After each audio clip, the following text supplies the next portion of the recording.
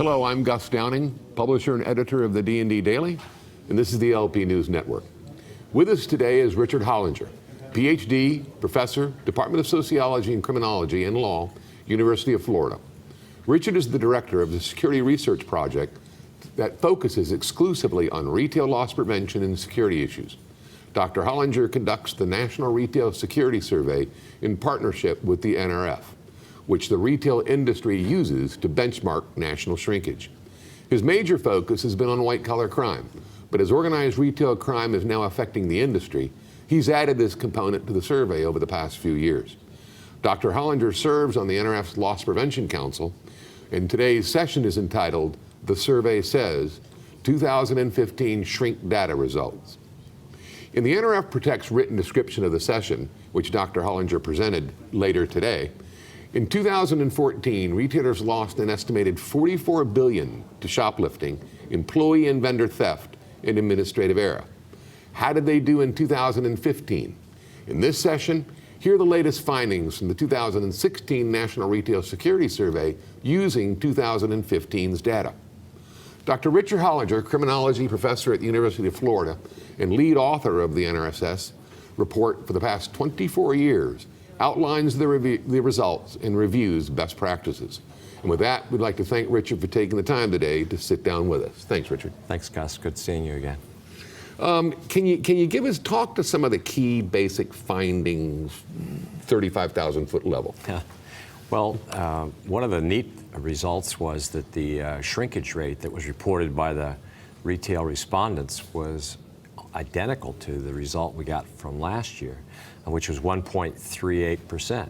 And those percentages are some of the lowest percentages we've ever seen in the 25-year history of the survey. So the good news is shrinkage has come down, and from last year it's stayed down, and so it didn't pop back up.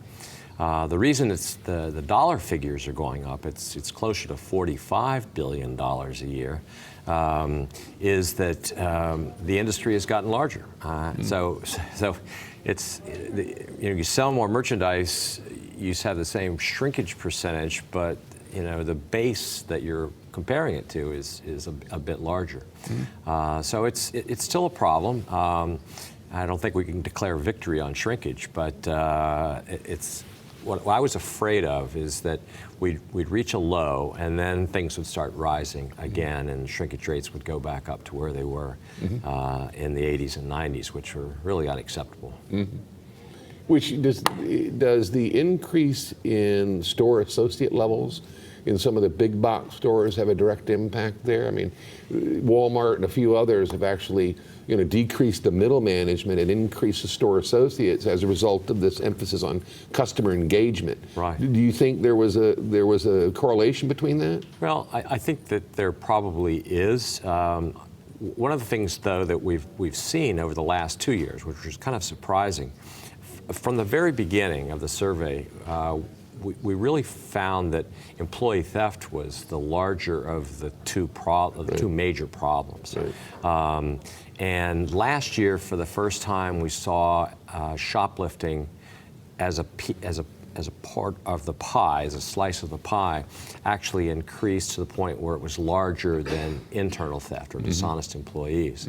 And I thought that was maybe an aberration. I thought maybe it would go away. Maybe it was just a data problem.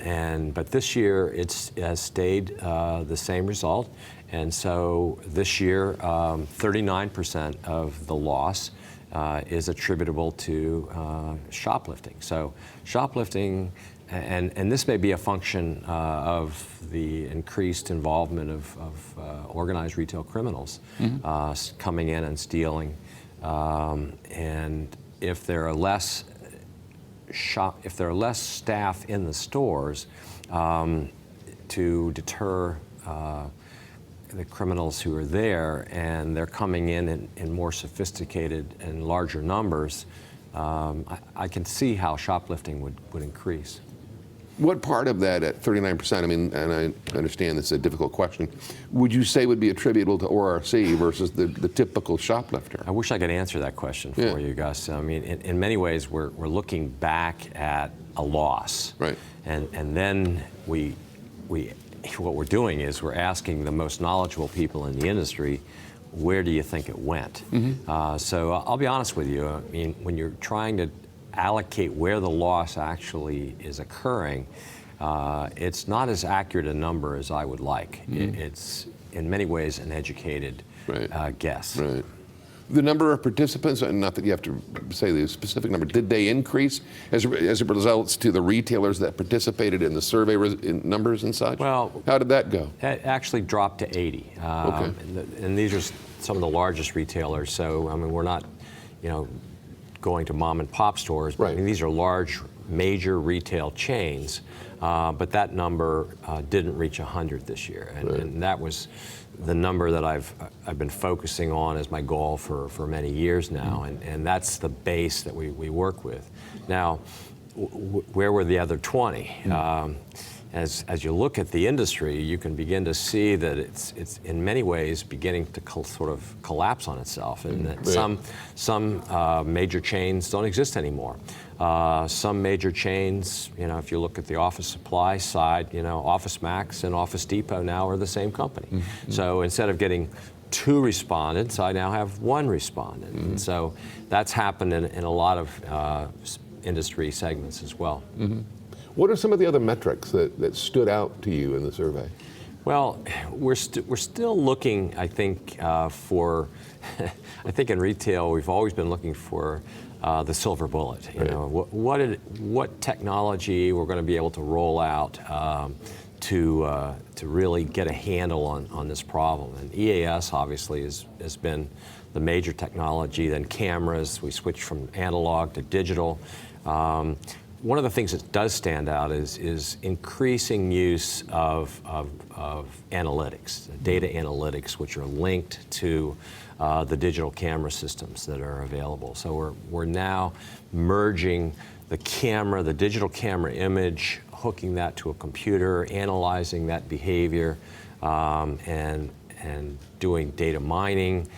Increasingly, leveraging technology. If you can't afford to have a huge staff in the store, and you've got a big box, what you've then got to do is, from my perspective, it looks like what they're trying to do is leverage the technology to make up for that loss of visual sighting and of sightings, and then use that as a way to deter shoplifters as well, and employee thieves as well. If an employee, if a cash register operator, a clerk is working in a store and realizes there's a camera over their head at all times, and there's a computer analyzing their activities, and that some of that may be doing sweethearting, and that sweethearting behavior is being analyzed and interpreted by a computer and throwing up a red flag to the manager. A person really doesn't have to even be involved in the analysis of that. That technology is out there so that we can find out whether there's something that needs to be looked at in greater detail. What about diversity? How are we doing with diversity in the industry? I knew that was one area you used to at least inquire in. Yeah, ever since women in loss prevention at the NRF has become more of an active group. They have breakfasts and they're networking together.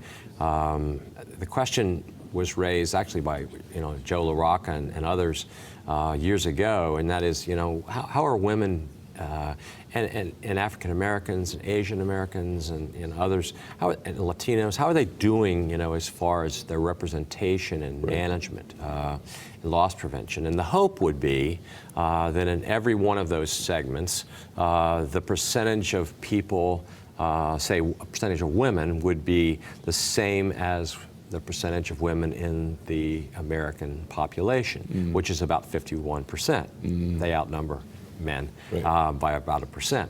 And so we're still seeing those numbers we see the numbers increasing. That's the good news. Bad news is that they're still only in the 25% for women, for example. You could make the argument if loss prevention as an industry represented all of the demographic profiles of the American shopping public, there ought to be about twice as many women in senior loss prevention.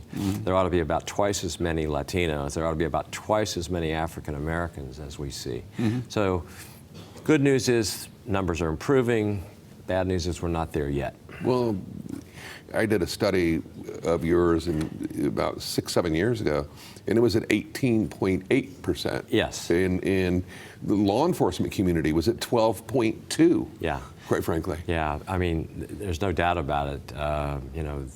The crime-fighting industry, either in private sector or in the public sector, has not done a real good job in encouraging diversity.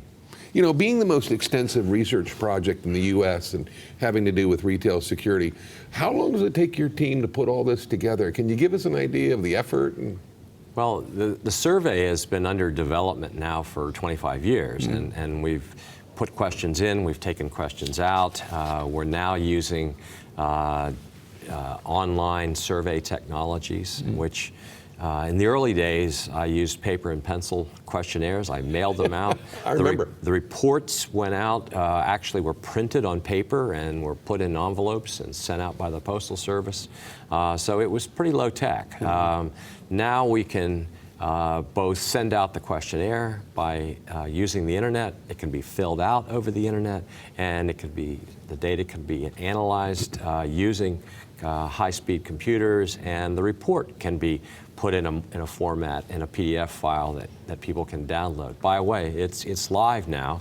If you go to the NRF.com website, you can get the full report and read all of the results for yourself. Excellent. And if you're an NRF member, it's a little easier. If you're not an NRF member, you just fill out your name and register yourself, and the report will be available to you. So that would be NRF.com, NRF.com, loss prevention, and you work your way through to it. NRF.com, I think it's /NRSS, but I don't know the exact URL, but it's easy to find. Right. And invaluable information for any LP executive or a retail executive for that matter. That's what it's become, and I think the benchmark for a lot of retail loss prevention executives. You know, you've been doing this for 24 years. You know, what's the message you want to send to the nation's retailers? Well, I think that we still have a problem, and the problem, hasn't cured itself. I think we have to realize that technology can help, particularly in lowering the cost of loss prevention. That is, people are the most expensive element of doing loss prevention, having staff on the site. So technology can help, but it can't solve the problem completely. There's got to be somebody there to interpret the results and monitor the technology. But it's a daunting task. The criminals seem to stay almost a step or so ahead of us as they figure ways to get tags off or to find out where the cameras are or divert attention from the loss prevention executive. So it's a cat and mouse game, and it probably will be for forever. But I think the good news is that loss prevention executives are doing the right things in a cost-effective manner to at least fight a good battle.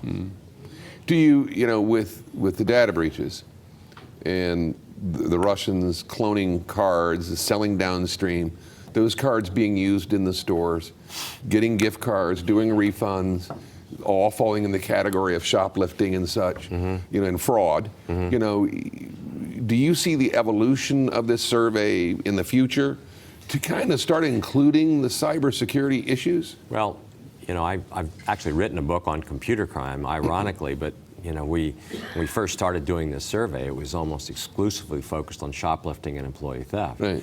The breaches, hadn't occurred. We hadn't seen, identification, ID theft being a serious problem. But now I think there's no doubt that the survey is going to have to be modified to include this. Now, the problem, of course, is getting people to fill out an even longer questionnaire. Yeah. We tried to shorten the questionnaire so that it's sort of like the IRS. You have a short form, you hopefully get more people to participate.